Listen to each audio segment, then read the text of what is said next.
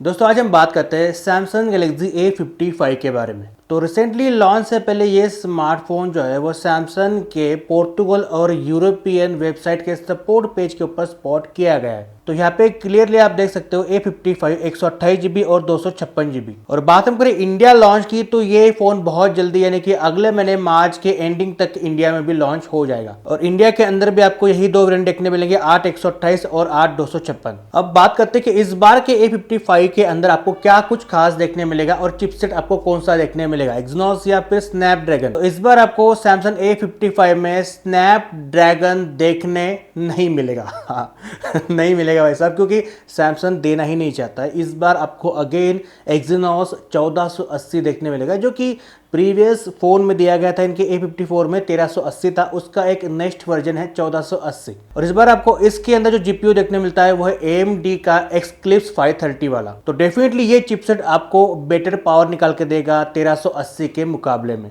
But फिर भी ये कोई पावरफुल फोन तो बिल्कुल नहीं होने वाला। बात हम करें कंपटीशन की तो 25 से 30 के बजट में आपको इससे ज्यादा पावरफुल चिपसेट देखने मिल जाते हैं, जो कि सैमसंग अगेन आपको यहाँ पे दे रहा है महंगे प्राइस के ऊपर एक्सिनोस। सैमसंग की ये जो A50 लाइनअप है इसमें अब तक जो भी स्मार्टफोन लॉन्च हुए सैमसंग A50 से लेके A55 तक के, तो इसमें बस एक ही मुझे अच्छी लगी सीरीज जो थी A52 सीरीज, क्योंकि सैमसंग ने इनमें डाला था स्नैपड्रैगन चिपसेट और ये फोन में आज भी यूज कर रहा हूं। जैसे कि A52 था 4G वाला वेरिएंट, उसमें आपको मिल रहा था स्नैपड्रैगन 720G का चिपसेट, ये भी एक स्टेबल चिपसेट था उस टाइम पे। उसके बाद में लॉन्च किया A52s 5G जो कि आता था स्नैपड्रैगन 778G के साथ में, ये एक 5G फोन था जो कि आज भी मेरे पास में है। बट फिर उसके बाद में सैमसंग ने सर पे कफन बांध लिया कि भाई अब तो स्नैपड्रैगन देना ही नहीं इस A सीरीज में, अब तो देना है बस एक्सिनोस। बात हम करें बैटरी की तो मिलती है आपको इस बार भी बड़ी बैटरी 5000 mAh की, और बॉक्स में अगेन नो चार्जर, आपको अलग से बाय करना पड़ेगा। Phone max to max support करेगा 25 वैट चार्जिंग और कम से कम सपोर्ट करेगा 15 वैट चार्जिंग को।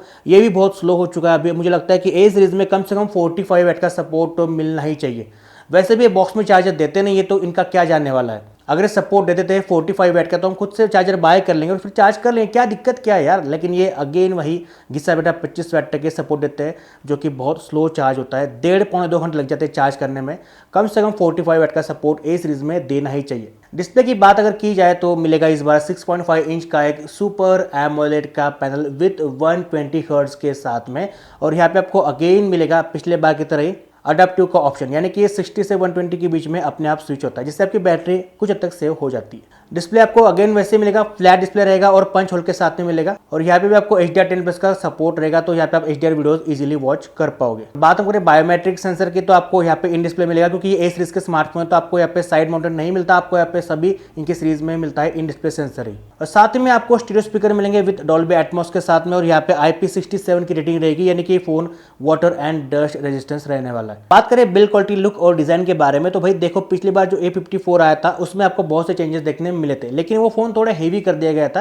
लेकिन फिर भी यहाँ पे बिल्ड क्वालिटी और लुक वगैरह आपको थोड़ा अच्छा देखने मिल रहा था इनके प्रीवियस सीरीज के मुकाबले में, क्योंकि अब तक यहाँ पे क्या था कि प्लास्टिक बैग मिल रहा था। लेकिन जैसे इन्होंने A54 लॉन्च किया तो इन्होंने इसमें दिया ग्लास बैग, लेकिन फ्रेम थी प्लास्टिक। बट यहाँ पे इस बार एक कदम ये थोड़ा आगे बढ़ चुके हैं, तो आपको इस बार A55 में ग्लास बैग तो देखने मिलेगा ही मिलेगा, लेकिन जो फ्रेम है वो भी आपको मेटल की देखने में मिल जाएगी। और जो इसका लुक एंड डिजाइन है वो भी आपको लगभग इसके फ्लैगशिप S24 जैसे देखने मिलेगा, लेकिन कंप्लीट वैसे नहीं रहेगा, क्योंकि वो फ्लैगशिप फोन है। वहां पे आपको बिल्ड क्वालिटी हो या फिर इन हैंड फील हो आपको थोड़ा अलग देखने मिलेगा। वो एक कॉम्पैक्ट फोन है, ये थोड़ा बड़ा फोन है, लेकिन जो डिजाइन पैटर्न है या फिर जो लुक है कुछ हद तक आपको वैसे नियर बाय देखने मिल सकता है। और बात हम करें कैमरास की तो ट्रिपल कैमरा का सेटअप रहेगा, 50 का मेन कैमरा विद OIS के साथ में, 12 का अल्ट्रा वाइड और 5 MP का आपको माइक्रो कैमरा देखने मिलेगा। सेल्फी मिलेगा 32 मेगापिक्सल। ये जो कैमरा सेटअप है आपको पिछले बार के A54 जैसे ही देखने मिलेगा।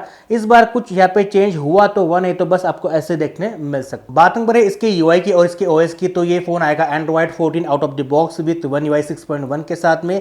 और यहाँ पे भी आपको मिलेगी 4 साल तक की मेजर OS अपडेट का सपोर्ट, यानी कि ये फोन लॉन्च होगा Android 14 के साथ में, तो आपको अपडेट मिलेगी Android 18 तक की इसकी लास्ट अपडेट रहने वाली है। और ये A सीरीज का फोन है तो आपको यहाँ पे लगभग यहाँ पे कंप्लीट फुल्ली One UI देखने मिल जाती है, यानी कि गुड लॉक का सपोर्ट, NFC वगैरह, नॉक सिक्योरिटी, सिक्योर फोल्डर, आपको सब कुछ यहाँ पे देखने मिल जाता है। लेकिन कुछ ऐसे फीचर्स है जो कि आपको इस A सीरीज में भी देखने नहीं मिलते, जो कि आपको मिलते हैं ओनली S सीरीज में, जैसे कि सैमसंग डेस्क का सपोर्ट, वायरलेस चार्जिंग वगैरह। तो ये आपको अब तक भी इस A सीरीज में नहीं मिलते, जो कि इन्होंने यहाँ पे इसको यहाँ पे रिस्ट्रिक्ट करके रखा हुआ है। और आपको अगर ये फीचर चाहिए तो आपको लेना पड़ेगा इनका S सीरीज का फोन।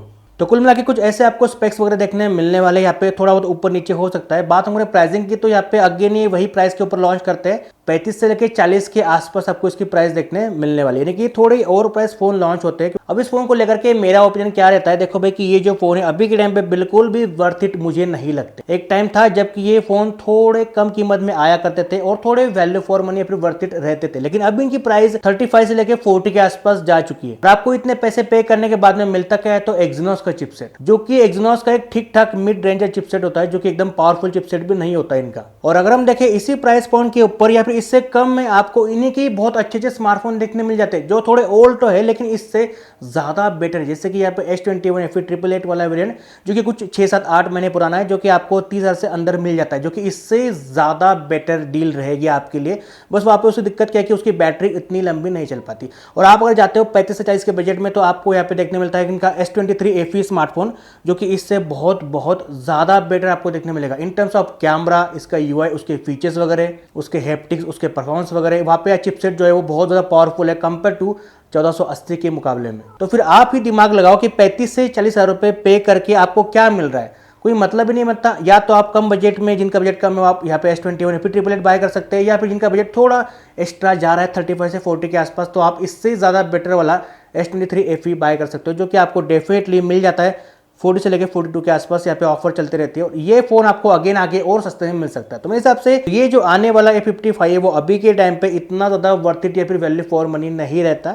आपको इससे और ज़्यादा बेटर ऑप्शन मिलते हैं सैमसंग के ही अंदर, या फिर आप अगर थोड़ा और अदर ब्रांड में जाते हो तो फिर आपको बहुत सारे ऑप्शन देखने मिलते हैं 30 से 40 के बीच में, तो आप उनको ट्राई कर सकते हो। आपकी मर्जी, आप जो चाहे वो स्मार्टफोन अपने बजट के हिसाब से चेकआउट कर सकते हो। इतना ही था आज के इस वीडियो में। अगर आपको वीडियो अच्छी लगी तो वीडियो को लाइक करना, शेयर करना, सब्सक्राइब करना। बाय बाय दोस्तों।